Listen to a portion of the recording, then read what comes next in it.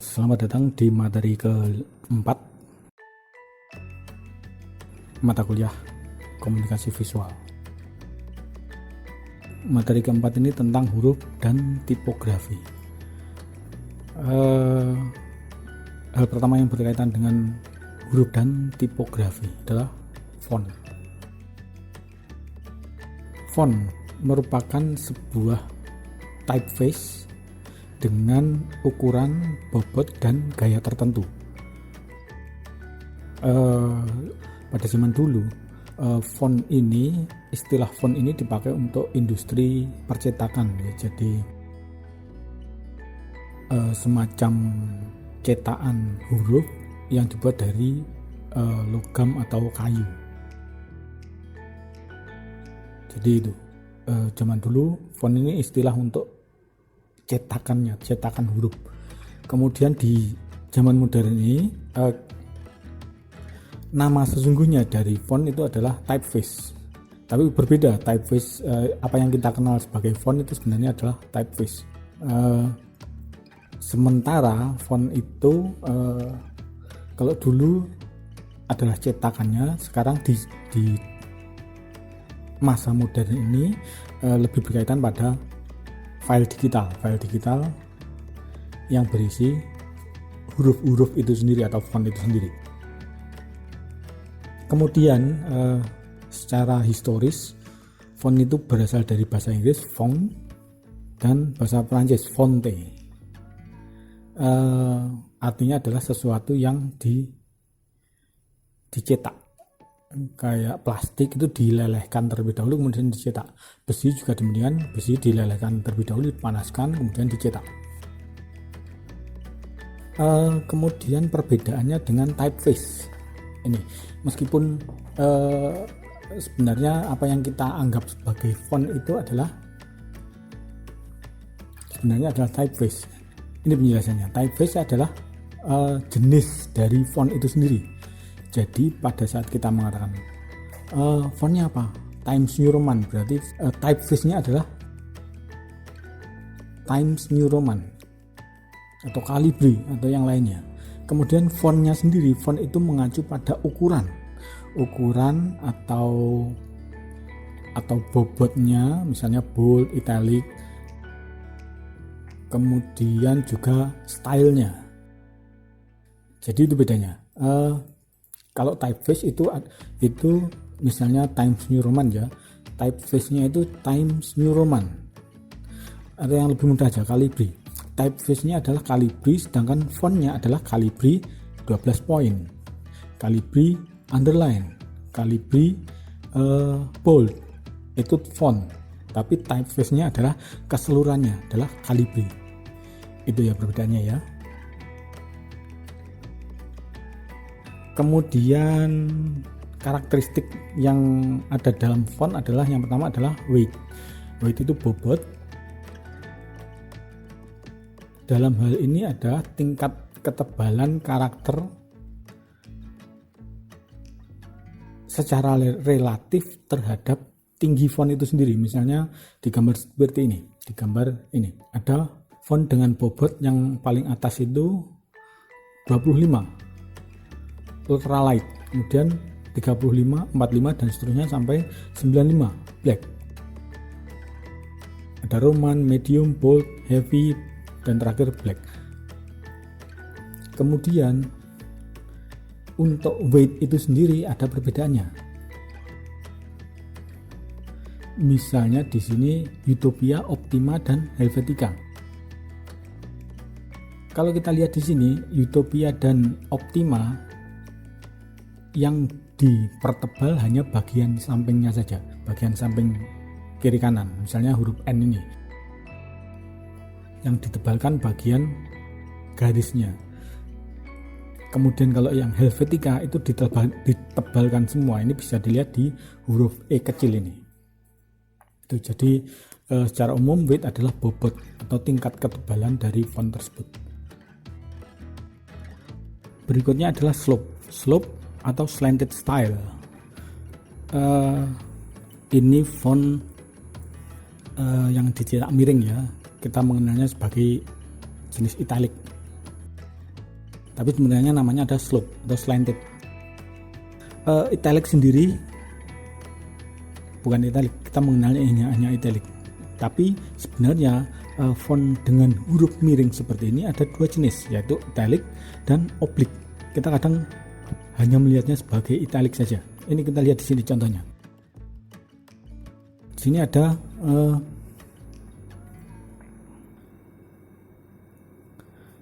ada 3 buah kalimat yang ditulis menggunakan typeface Roman. Yang pertama standar yang di atas, kemudian yang kedua adalah italic, kemudian yang ketiga adalah oblique type, italic type dan oblique type. Yang italic seperti kita lihat di sini, italic ini memiliki bentuk yang berbeda dengan yang standar. Berbeda bukan hanya karena dicetaknya miring, tapi kita lihat di sini ada yang paling jelas adalah huruf F, kemudian huruf Z, kemudian huruf H juga. Hampir semuanya lah. B-nya juga berbeda. Ini yang italic memiliki style tersendiri, sedangkan yang oblique, tipe oblique itu hanya tipe standar yang dimiringkan saja. Jadi fontnya sama. Kita lihat fontnya dengan yang di atasnya adalah sama, jenisnya sama, cuma dimiringkan saja. Itu perbedaan antara italic dan oblique. Kemudian karakteristik ketiga adalah lebar atau width. Beberapa typeface tertentu memiliki font yang menggunakan lebar yang berbeda, meskipun jenis ini jarang kita temukan. Misalnya contoh ini, contoh typeface di bawah ini, Ellsborough, fontnya sama tapi lebar masing-masing hurufnya berbeda. Dan tidak semua typeface memiliki style seperti ini. Kadang hanya font standar yang dilebarkan. Ini berbeda. Misalnya kalau yang pertama ini dilebarkan, ini bagian tengahnya akan lebih tebal. Ya, bisa dilihat bagian tengahnya akan lebih tebal apabila fontnya dilebarkan. Tapi berbeda dengan di bawah. Ini bagian tengahnya ukurannya sama dengan bagian atas ini. Jadi bedanya itu ada stylenya tersendiri. Kemudian berikutnya adalah beberapa jenis font dan kegunaannya, atau bahasa kerennya font psychology. Yang pertama adalah serif. Serif ini karakteristiknya tradisional, kemudian reliable, sophisticated, practical, formal. Jadi apabila kita membuat desain dengan tema tradisional, kita bisa mempertimbangkan font serif ini. Sophisticated itu canggih, bukan canggih tapi lebih ke menawan. Kemudian padanannya yang agak mirip-mirip dengan serif adalah Bakersfield, Didot, Garamond, Georgia, dan Times. Kemudian bisa dipasangkan dengan sans serif, script, dan display.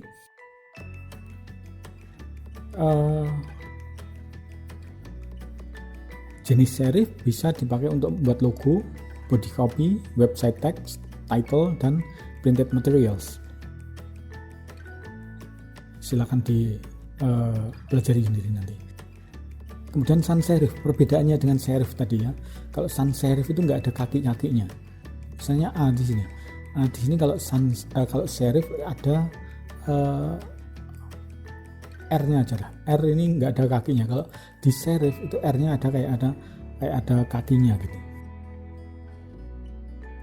sans serif berbeda dengan serif. Sans serif lebih modern, jelas karena nggak ada kakinya tadi. Kemudian humanis, geometrik, dan universal. Kemudian bisa dicoba font lainnya Avenir, Futura, Gill Sans, Helvetica, Verdana. Kemudian bisa dipasangkan dengan serif, script, slab serif. Kemudian seperti halnya serif bisa dipakai untuk logo, body copy, titles, dan small text. Ini perbedaannya. Untuk serif itu kadang kurang cocok untuk teks karena detailnya terlalu detail sehingga mungkin apabila dicetak kecil agak menyulitkan dibaca. Tapi kalau sans serif sederhana dan clean, jadi bisa untuk small text, kelihatan bisa jelas. Kemudian script, karakteristiknya, personalitinya elegan, klasik, formal, sophisticated, dan stylish, bergaya. Jadi kalau kita membuat desain tema restoran klasik atau musik klasik, pokoknya yang klasik lah, kita bisa menggunakan script ini.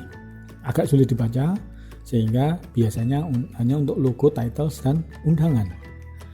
Kalau undangan tulisannya kita kan sudah tahu, oh ini maksudnya undangan, meskipun tulisannya agak aneh-aneh, oh ini maksudnya undangan. Tapi kalau untuk teks kecil ini jarang sekali dipergunakan karena agak sulit dibaca tadi. Berikutnya slab serif. Slab serif ini termasuk keluarga serif juga. Personality atau karakteristiknya bold, kontemporer, trendy, friendly, dan solid. Karakter utamanya adalah bold, lebih tegas dibandingkan dengan sans serif. Bandingkan dengan serif. Serif ini tradisional dan sans serif modern. Kemudian slab serif lebih tegas. Biasanya dipakai untuk logo dan title. Bisa dipasangkan dengan sans serif. Kemudian font padanan lainnya adalah Clarendon, Cops, Josephine, Museo, dan Silverfake. Ini contoh-contohnya, silakan dilihat sendiri. Ada ini karakteristik dasar ya. Ini kalau sans serif itu netral, serif itu timeless, bisa dipakai untuk desain zaman dulu sampai sekarang bisa. Kemudian script casual, kemudian italic sans serif. Topik berikutnya adalah tipografi. Tipografi adalah seni dan teknik dalam menyusun karakter atau huruf-huruf sehingga memberikan kesan tersendiri. Perlu diperhatikan bahwa tipografi ini tidak hanya sekedar desain hurufnya ya, kita bikin font seperti ini, kita bikin font yang lain dari yang lain. Bukan seperti itu. Tipografi lebih dari itu. Bukan hanya desain karakternya, tapi desain penataannya juga. Bagaimana penataan karakter-karakter tersebut bisa memberikan nuansa tersendiri dan mendukung misalnya tema yang kita berikan.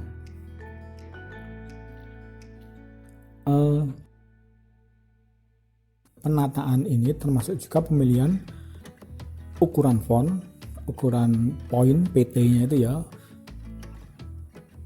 sans serif 10 PT ukuran poin itu, kemudian line length, panjang garisnya, kemudian spasinya berapa, spasi antar karakter itu berapa, baik pada desain hanya untuk satu baris atau untuk satu halaman besar. Misalnya tulisan seperti ini, kita bisa langsung lihat bahwa meskipun tidak lengkap, kita bisa melihat bahwa ini adalah tulisan story. Ini termasuk tipografi. Selanjutnya, mengapa kita perlu mempelajari tipografi? Karena tipografi itu ada di mana-mana. Anda lihat di HP itu ada, semuanya pakai Samsung, logo Samsung, tegas. LG sederhana juga, tegas. dan sebagainya. Semuanya pakai tipografi. Ada karakteristiknya tersendiri. Kemudian kalau kita lihat di billboard, papan reklame di pinggir jalan, yang desainnya yang bagus ya, yang bukan yang desain ala kadarnya. Kalau desainnya bagus kita bisa lihat. Kadang hanya dengan sedikit kata-kata saja sudah bisa menceritakan maksud dari pembuatan billboard ini, seperti contoh ini.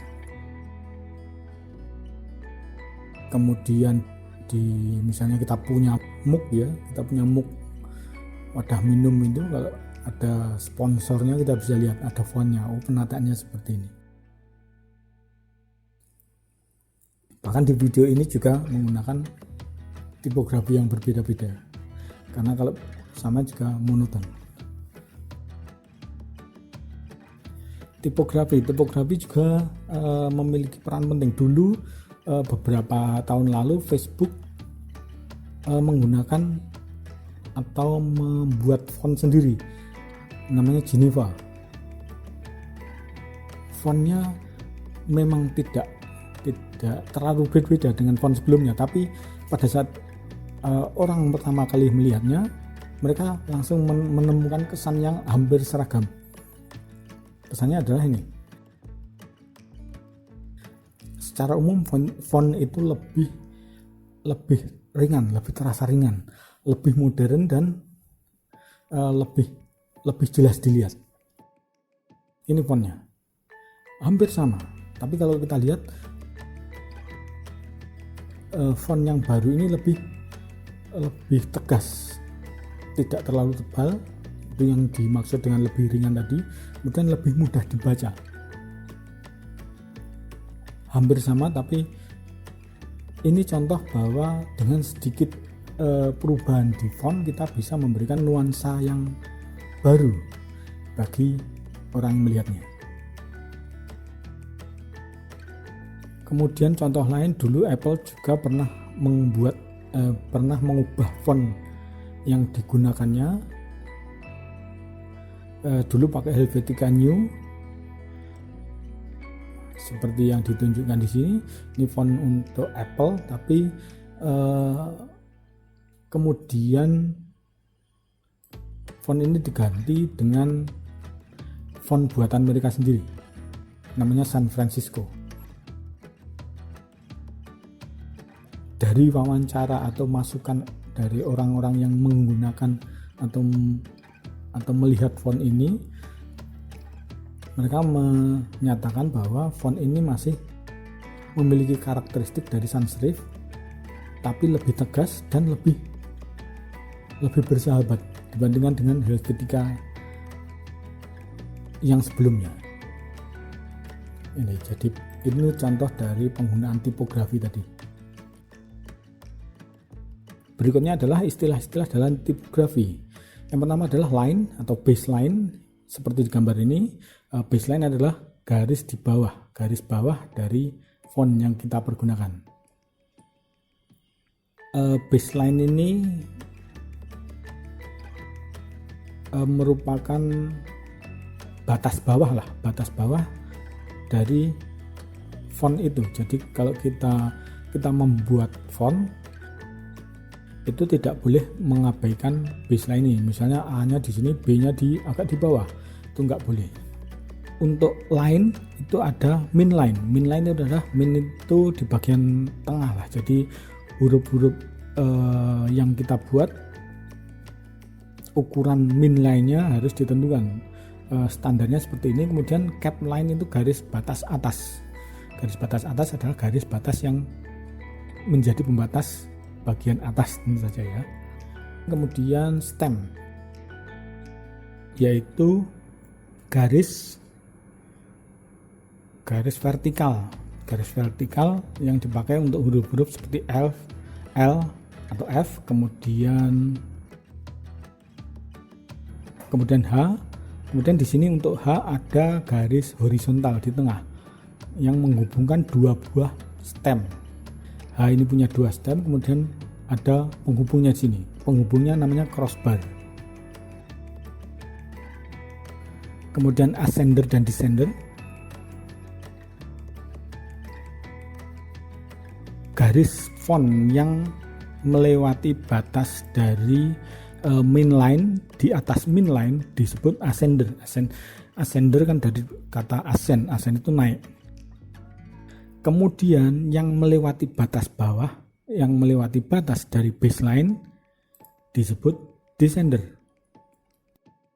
Ini ya, misalnya D descendernya ini, kemudian D ascendernya ini, kemudian Y descendernya ini. Jadi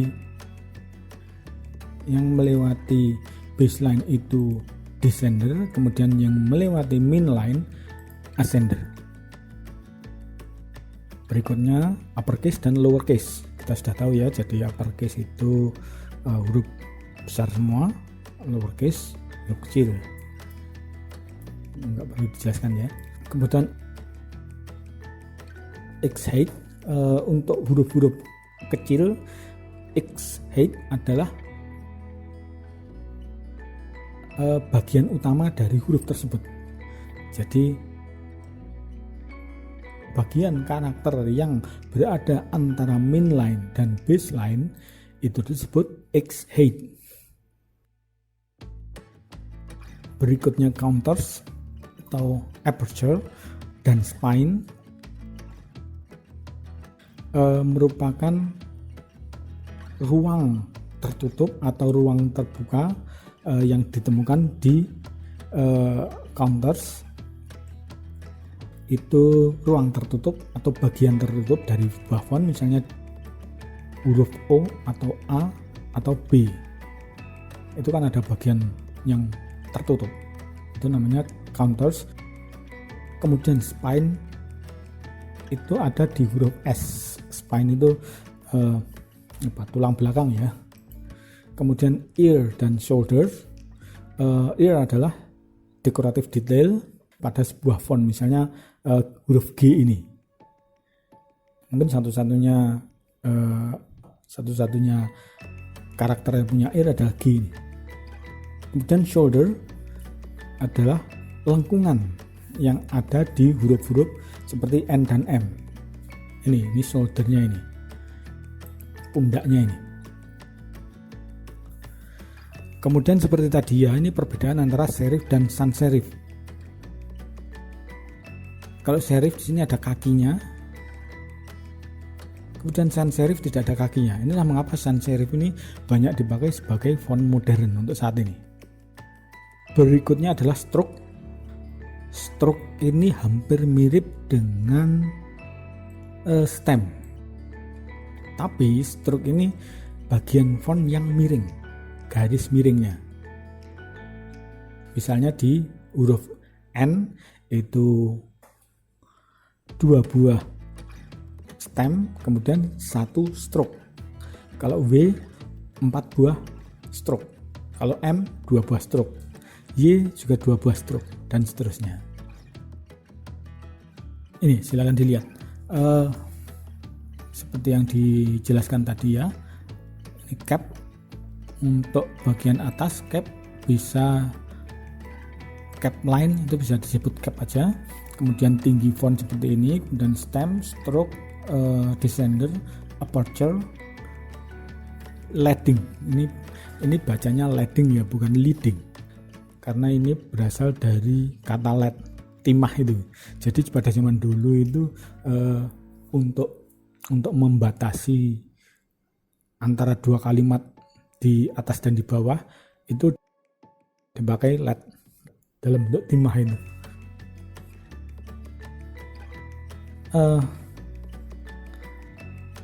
Itu materi keempat tentang font dan tipografi. Kemudian untuk tugas silahkan lihat di ELA. Sekian dan terima kasih.